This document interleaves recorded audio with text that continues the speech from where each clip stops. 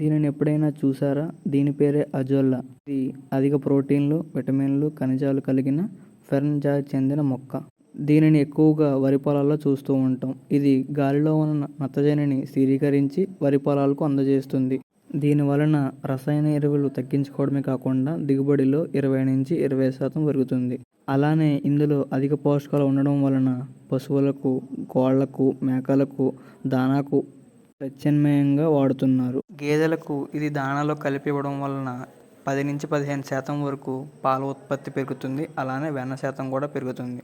అలానే కోళ్లకు మరియు మేకలకు కూడా దానాలో కల్పించినట్లయితే దాని యొక్క బరువు అధికంగా పెరుగుతుంది. ఈ అజొల్లాలో ఎక్కువగా 20-25% వరకు ప్రోటీన్, పొటాషియం, ఐరన్, జింక్ వంటి ఖనిజాలు అధికంగా ఉంటాయి.